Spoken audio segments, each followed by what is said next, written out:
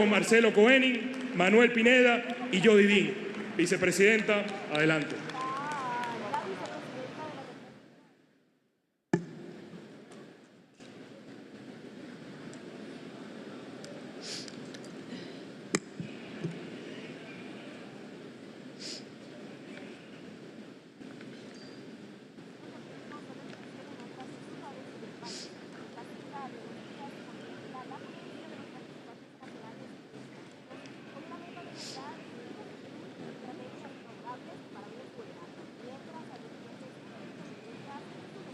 Bueno, muy buenas tardes a todos estos invitados especiales que han venido del mundo y también los invitados nacionales a un evento que agrupa, yo diría, a las mentes sanas, a las almas buenas de la humanidad que hoy sabemos confrontamos.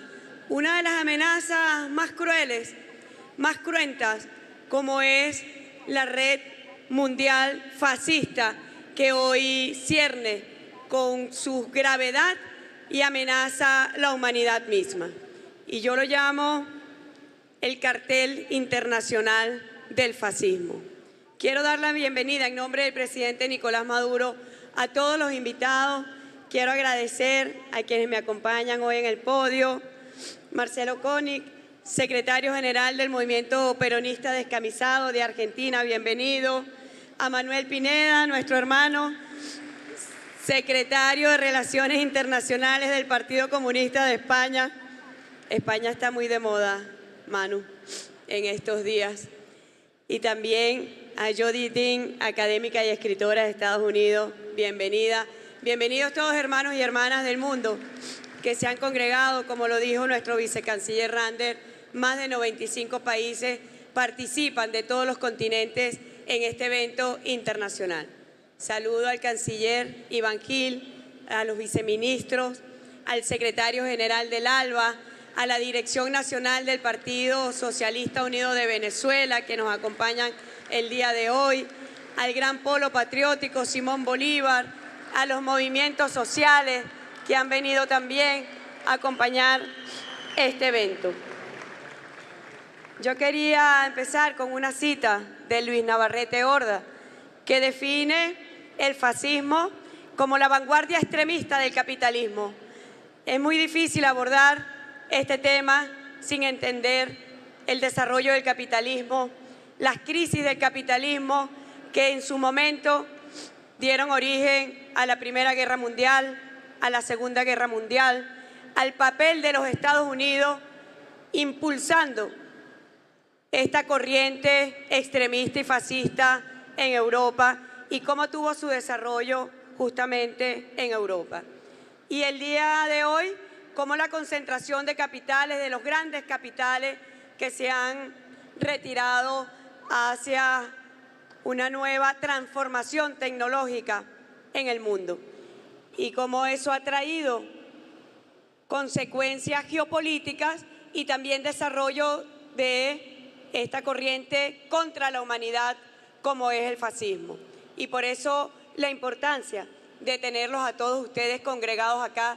Realmente, como venezolana, siento orgullo de poder estar en la misma trinchera combatiendo el fascismo, porque sé que así como en Venezuela estamos ahorita enfrentando una expresión muy grave del extremismo y del fascismo, sé que también en otras latitudes del mundo se están dando situaciones simbólicas, cargadas de profunda reflexión, y yo quiero, primero que nada, pedir un minuto de aplauso para el pueblo palestino, que es la expresión más sublime de lo que es un pueblo en resistencia frente al fascismo, un pueblo que no se rinde nunca.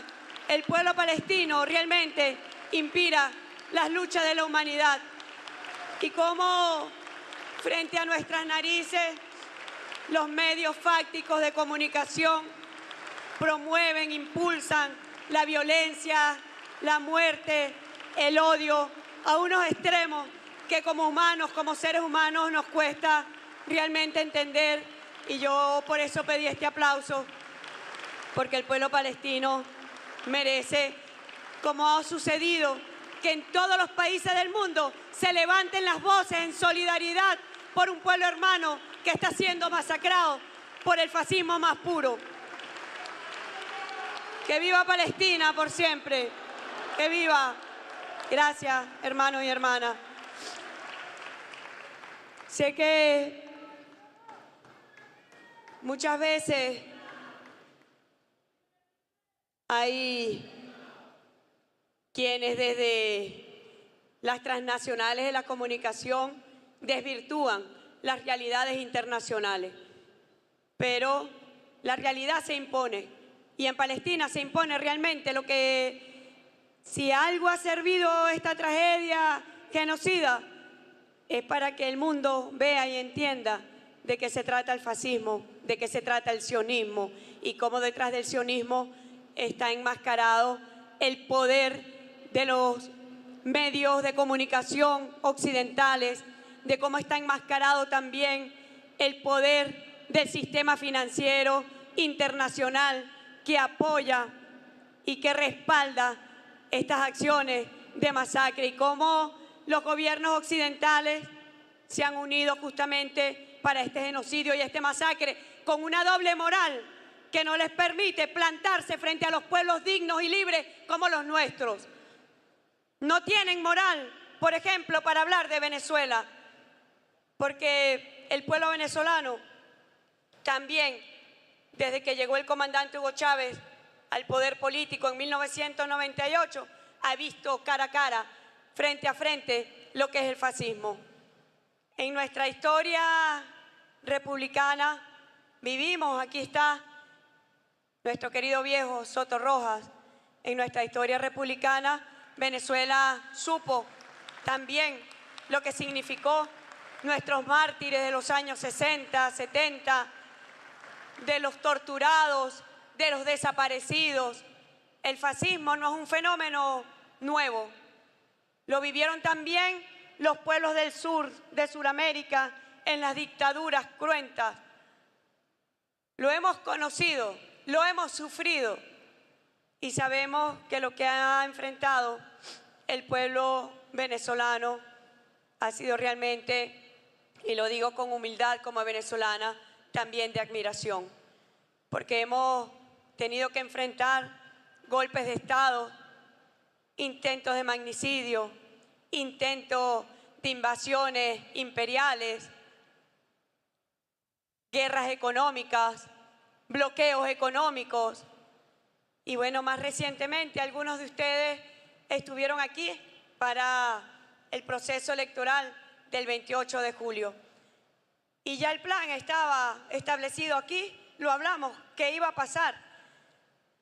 Dijimos que ellos se iban a resistir a reconocer la victoria del pueblo venezolano, que ratificó y ratificaría, como lo dijimos en su momento, al presidente Nicolás Maduro, porque ratificando al presidente Maduro, en realidad estábamos consolidando la democracia popular, estábamos consolidando un pueblo organizado, un pueblo dirigiendo sus destinos. Y aquí lo advertimos días antes de las elecciones y dijimos incluso las horas, cómo se iba a ir pasando el 28 de julio, en un entramado donde ellos colocaron a su servicio el poder de la dictadura de los algoritmos en las redes sociales. Financiaron más de $1.000 millones, se tiene estimado, fue lo que invirtieron para derrocar al gobierno bolivariano de la revolución bolivariana.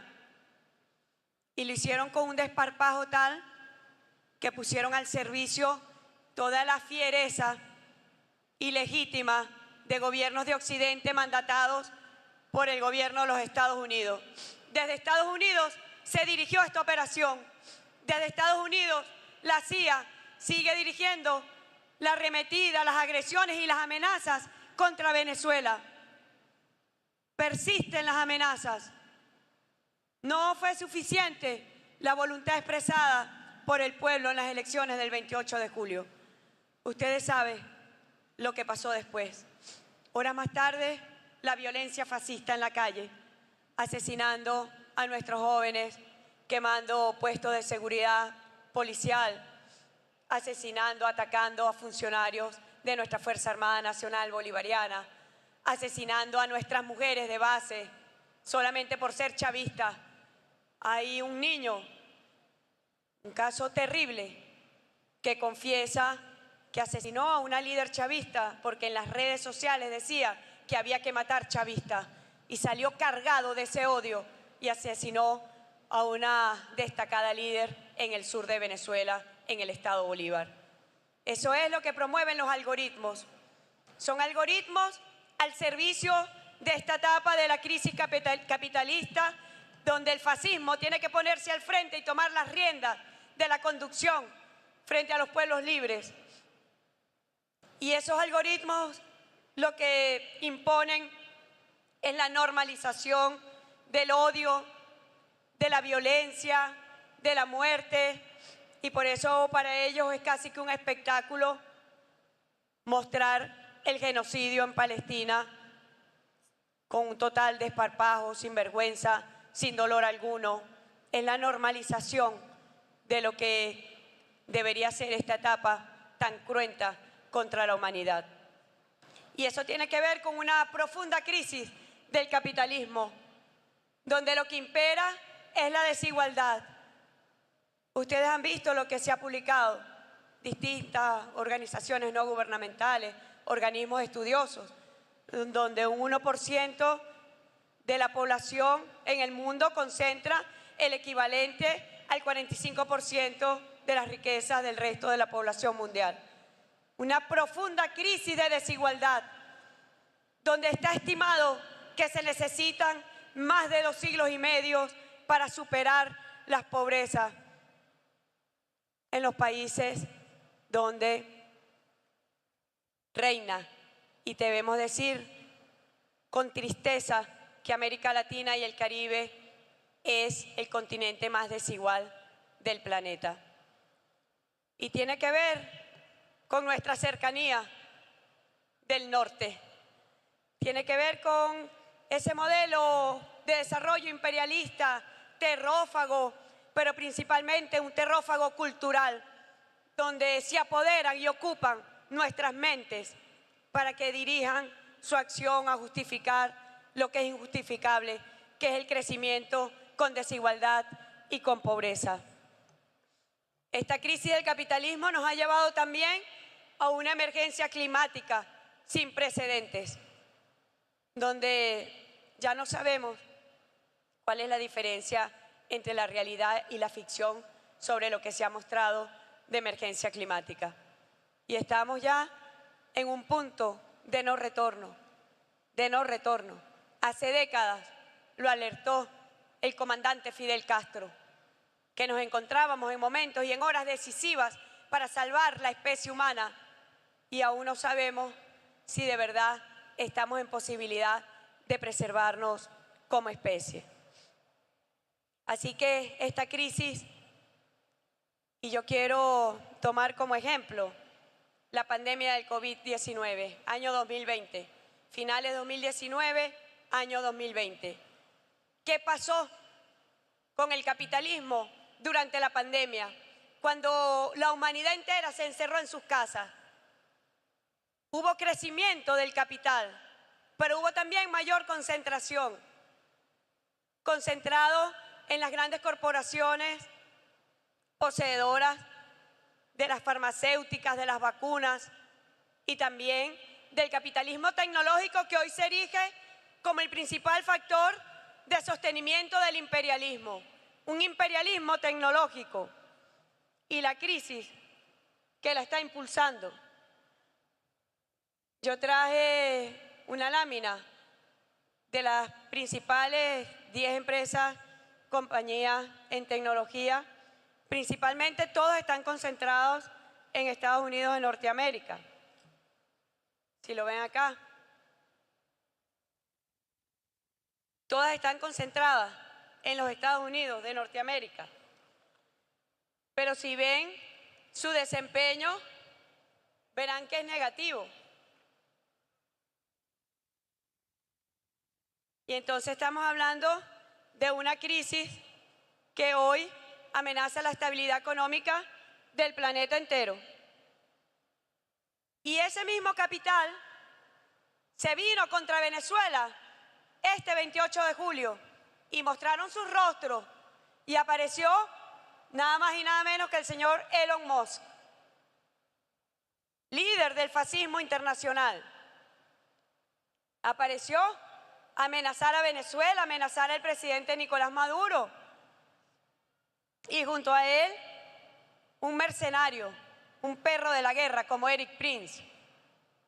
Ya se quitaron las máscaras y aparecieron directamente porque debían resolver el asunto Venezuela. Es impostergable para el capitalismo y su crisis desarrollar y resolver el tema Venezuela. Y por eso pusieron sus caras. Y aquí lo que le dio el pueblo venezolano fue una contundente elección, una derrota, y salieron cabizbajos Elon Musk, Erik Prince y el fascismo internacional, que se vinieron con todo su odio. Durante esos días, más de 136 instituciones públicas y privadas fueron víctimas de ciberataques. Ellos mismos, anónimos, ustedes los conocen, se disputaban para decir quién tenía el trofeo de Venezuela. Atacaron nuestro sistema electoral porque ellos pensaban que no íbamos a tener capacidad de mostrar los resultados y lo que era una verdad que se sabía. Y es que el pueblo venezolano consciente, un pueblo realmente armado de ciencia, de conocimiento, sabía lo que iba a ocurrir el 28 de julio. Y ellos pretendieron impedir los resultados electorales para instituir aquí y sembrar una guerra civil. Por eso lo que pasó los días 29, 30, 31 de julio, 1 y 2 de agosto, yo digo que nuevamente demostró en pocas horas de lo que está hecho este pueblo. Demostró en pocas horas de lo que es capaz el pueblo venezolano, de no rendirse jamás, de no entregarse jamás, de no ser extorsionado, chantajeado, ni por la violencia, ni por los poderes más feroces y agresivos de este planeta. Se nos vinieron encima el imperialismo tecnológico, las grandes corporaciones tecnológicas se vinieron contra Venezuela y nos dieron 30 millones de ataques por minuto. Una situación inédita. Y la mejor respuesta, ustedes lo pueden constatar, es estar acá, en Venezuela, y ver que es un país que está en tranquilidad, que es un país que está en paz, que es un país donde su pueblo está trabajando por su futuro, por su bienestar, por su desarrollo. Es el derecho al futuro del pueblo venezolano lo que nos estábamos jugando. Y hay una altísima conciencia en nuestro pueblo de que eso es innegociable y que jamás lo vamos a entregar. Y es lo que no entienden, Manu, los gobiernos europeos, que vive hoy una profunda crisis también. Europa se sumerge en una crisis por su seguidismo, por su subordinación a los Estados Unidos, donde las contradicciones interimperiales entre bloques imperiales dejaron de serlo hace más de 20 años y se convirtieron ya no en contradicción, sino en subordinación. Y esa es la explicación de por qué los pueblos europeos están como están, Manu, menoscabados, socavados, precarizados sus derechos esenciales. Y hay un nuevo mundo que emerge. Hay un nuevo mundo, los BRICS Plus. Y allí la batalla simbólica que está dando Rusia contra el neofascismo. Hay que decirlo con sus propias palabras. Contra la OTAN, contra los Estados Unidos. Es la guerra de Estados Unidos y la OTAN contra Rusia y contra China. Y allá se libra también una batalla por la humanidad. Y así encontramos en distintos espacios del planeta esta batalla que damos pueblos libres por la felicidad de la humanidad, pero yo diría también por la subsistencia como especie humana. Porque si el fascismo llegara a tomar todos los espacios de este planeta, no quedará un metro cuadrado donde podamos respirar. Pueden tener certeza de ello y por eso agradezco la participación de ustedes acá, porque demuestra no solamente solidaridad, sino conciencia de que esto es una batalla global, de que lo que estamos dando no es una batalla en Venezuela, no es una batalla en Palestina, en Rusia, no, es una batalla global contra la gravísima amenaza que significa el fascismo como una organización de crimen organizado, donde van colocando piezas. Argentina, un ejemplo de ellos.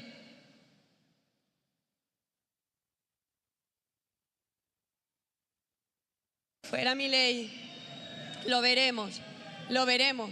El pueblo de Argentina lo merece. El pueblo de Argentina merece vivir en libertad. El pueblo de Argentina merece, por su historia, por sus luchas, merece ser reivindicado en su existencia como ser humano, no vulnerado, no humillado al frente de un gran fascista como Milei. Pero lo veremos. Y por eso este crimen organizado se sirve de pilares de los poderes fácticos, de la tecnología, del blockchain, de mecanismos de financiamiento, de las tecnologías de la comunicación, de las redes sociales, de la dictadura digital que han impuesto en todo el planeta.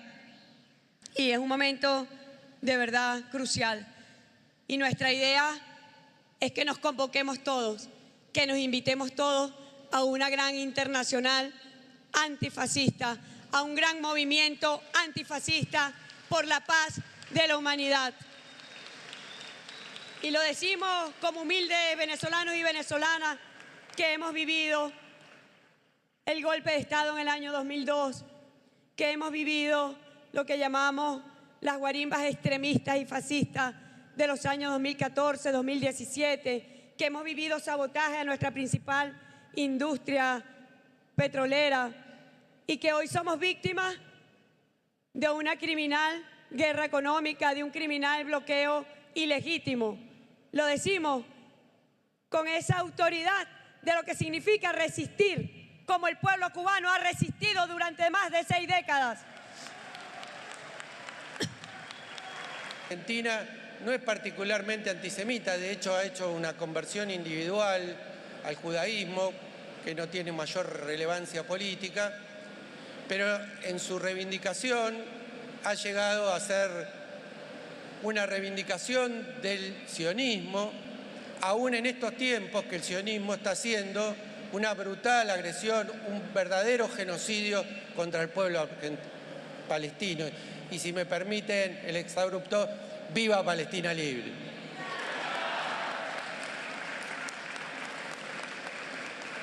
Bien, y ya para ir terminando, como con la fuerza de la poesía lo definió Bertolt